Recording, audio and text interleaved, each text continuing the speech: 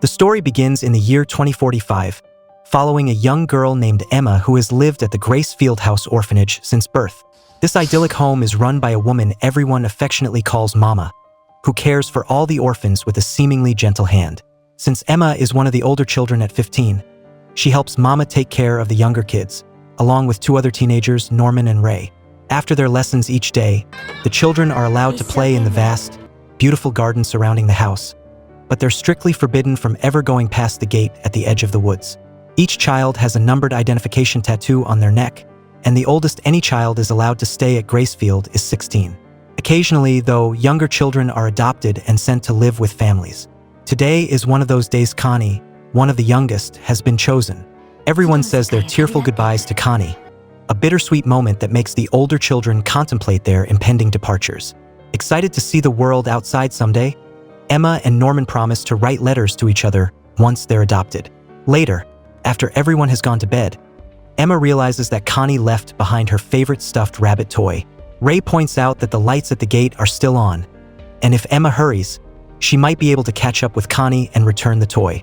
Even though Ray reminds her that going outside at night is strictly against the rules, Emma's distress convinces him to make an exception. The two race across the garden while Ray anxiously watches from the balcony.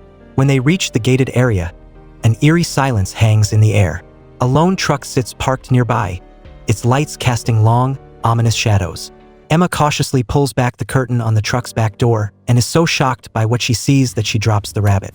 Norman joins her, and both are horrified to discover Connie's lifeless body lying inside, a strange, grotesque flower protruding from her chest.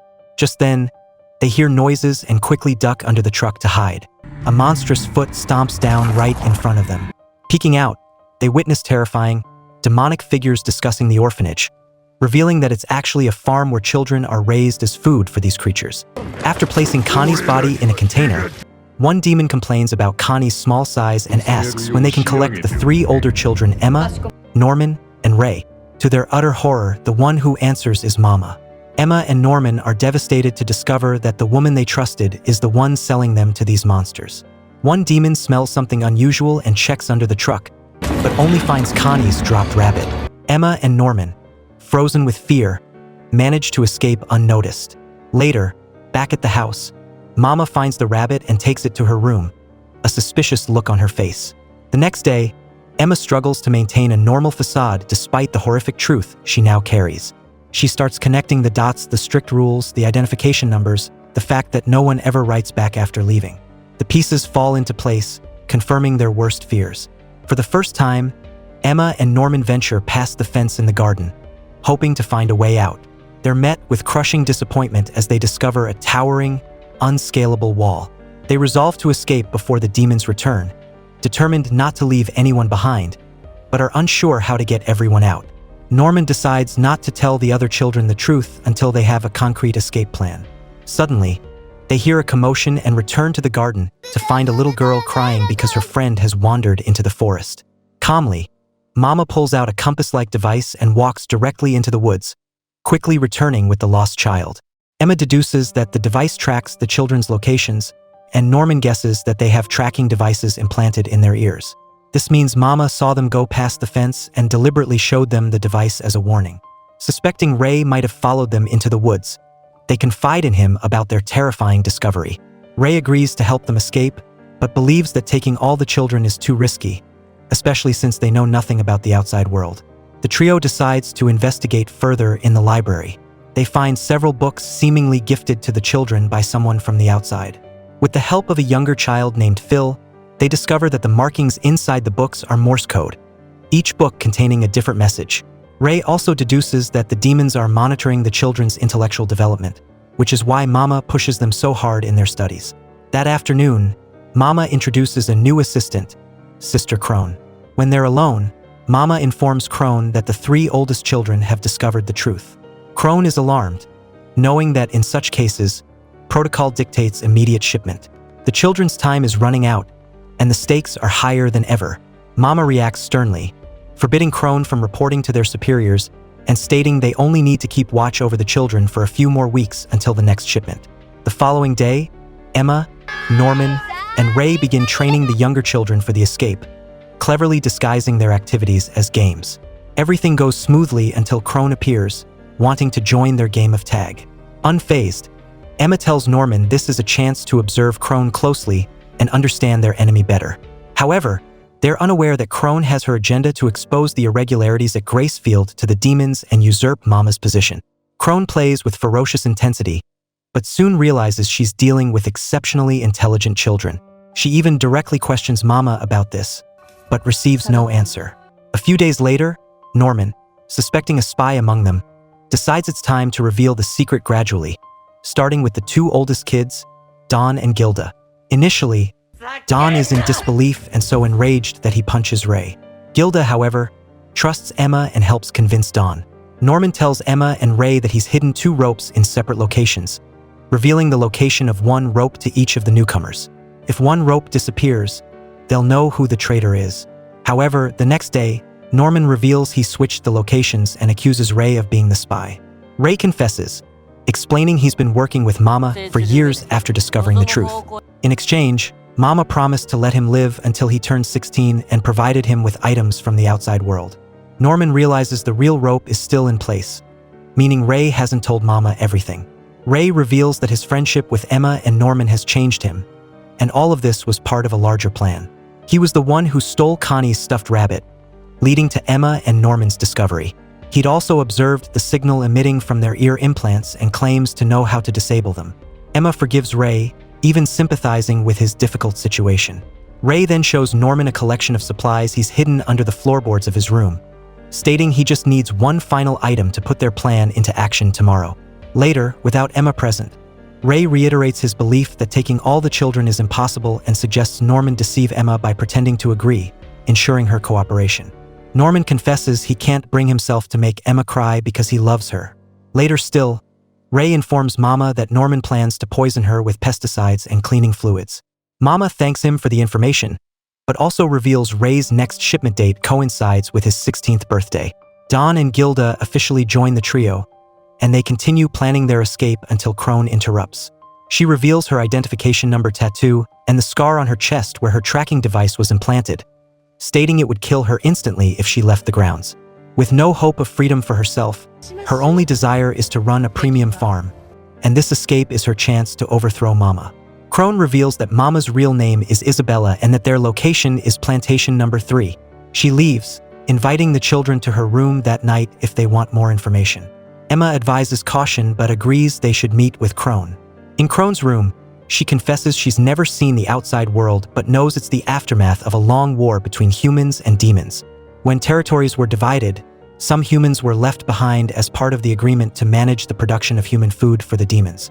Crone is surprised the children already know about the tracking devices and is disappointed when they leave without offering any information to use against Mama. The item Ray was waiting for is revealed to be a camera. When he retrieves it, Mama reminds him he only has 2 months left to live. Ray gathers everyone for a group photo, reassuring his friends that he now has everything he needs for their plan. Suspicious, Crone unexpectedly inspects the dormitory, and Gilda catches her examining Phil's piggy bank.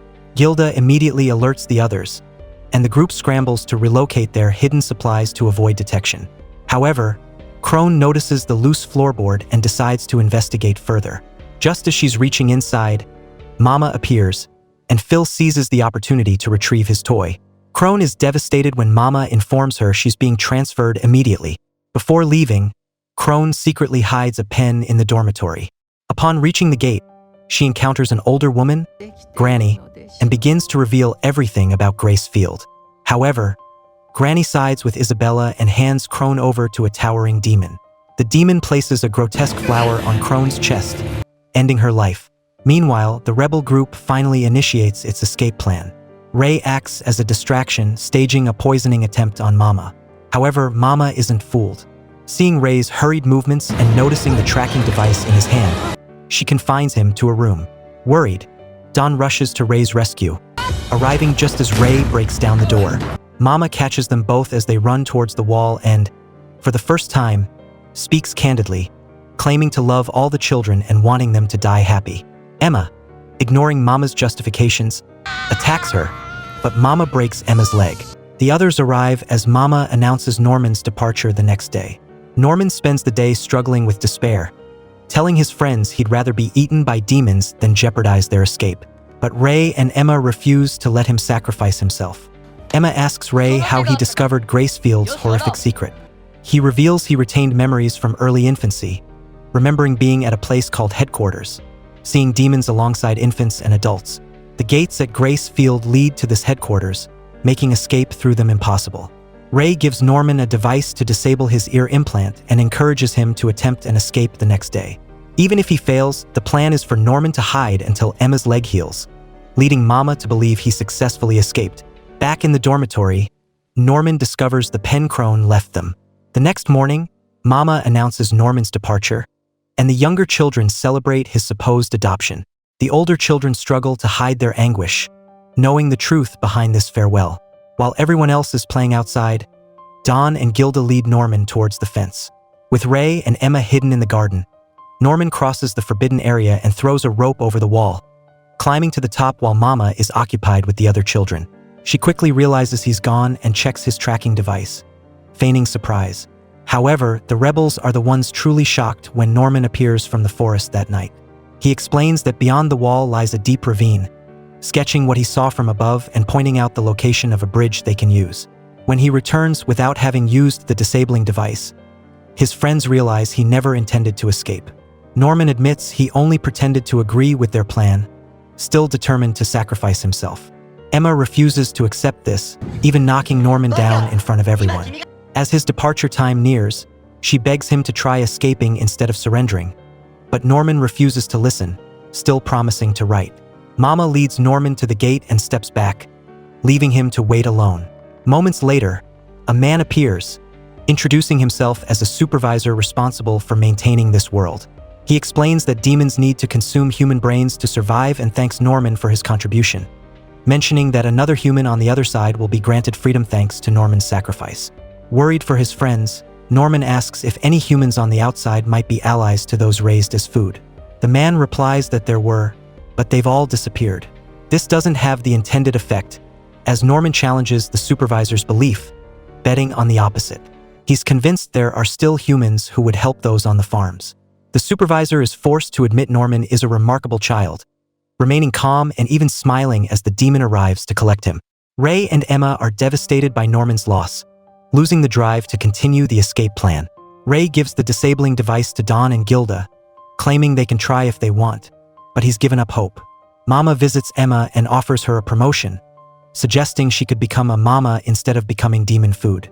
This way, she could continue caring for the children and helping others, something Mama believes is Emma's greatest talent. Emma is taken aback by the offer but can't betray her friends and falls further into despair, seeing the other rebels demoralized. Mama is pleased with this outcome, once again proving her methods effective. 2 months later, on Ray's birthday, Emma visits him in the middle of the night, her leg now healed. They haven't spoken much recently, due to Mama's constant surveillance. But now, they both confess they haven't given up on escaping. Emma reveals she delegated tasks to Don and Gilda to avoid suspicion, and now everything is ready. She plans to escape tonight. The next day at lunch, Emma announces she's taking all the children, as originally planned. However, Ray argues this won't work, as Mama will be expecting it. He reveals his plan, to set the house ablaze, making Mama's superiors believe the escape was just an emergency evacuation. He explains this to Emma while dousing the dining hall with gasoline, leaving her horrified as he pours the last can over himself. As the top student, Ray's brain is valuable enough that Mama will overlook everything else upon seeing him on fire. He ignites the fire before Emma can stop him. From outside, we see the dining hall engulfed in flames. The fire alarm blares, and as predicted, Mama rushes to the scene. She's horrified to see Ray's location on her tracking device, right in the middle of the inferno. The children begin descending from their rooms, and Mama instructs Gilda to lead them outside while she searches for a fire extinguisher. However, the fire spreads too quickly, and despite her efforts, she can't contain it. Mama then focuses on saving Emma, but as she calls out, she realizes Emma is already gone. It dawns on Mama that the children aren't in their night clothes, as if they knew what was coming. By now, they are already in the forest, where Don and Gilda have stashed everyone's bags. Ray is with them, and we discover the fire didn't start when he lit the match. Emma extinguished the flames before they could spread, enlisting the other children to help her finish the setup, creating a dummy to replace Ray. The most difficult part was removing Ray's tracking device, crucial to finally deceiving Mama. As the group races towards the wall, Emma tells Ray what really happened during the past 2 months. Norman anticipated the gasoline cans and Ray's plan to create a distraction. He left Emma a letter with instructions to prepare for the day. Emma used this time to coordinate the plan through Dawn and Gilda, gradually revealing the secret to the older children. Only the youngest remained, but Emma had entrusted Phil to organize the younger children when they were old enough, promising to return and rescue them before they reached the age of shipment. And those younger children prove unexpectedly helpful when Mama nearly catches the escapees. They swarm her, feigning fear and demanding hugs. After struggling to break free, Mama alerts her superiors about the rebellion, requesting reinforcements. As the escapees reach the top of the wall, Emma is startled by the headquarters alarm sounding earlier than expected. However, she has one final trick up her sleeve. She reveals to Ray they aren't heading towards the bridge as their enemies would anticipate. Norman's letter indicated the narrowest point of the ravine, where Dawn has already shot a rope across. Emma is the last to cross. Ray watches in horror as Mama reaches the top of the wall, running towards them. The two confront each other, and Mama confesses she'd been there before, contemplating escape at their age. But the sight of the ravine and the vast forest made her give up. Emma retorts that she isn't leaving alone, and even if this world has no place for humans, they can create a new place with their own hands. Mama angrily threatens to cut the rope before Emma reaches the other side. Struck by Emma's words, Mama flashes back to her youth and, realizing Ray is her son, is filled with regret. In the forest, Emma retrieves the pen Norman left with his letter, discovering a hidden device inside. Twisting the two halves, she activates it, projecting the image of an owl flying upwards, guiding them to safety. The following day, Isabella is condemned for her failure to prevent Emma and Ray's escape. The demonic creature appears and uses its deadly flower on her. Meanwhile, the group of youngsters climbs a hill, and from the top, they gaze upon the vastness of the world, awaiting them a world of possibilities ready to be explored. And there, the movie ends.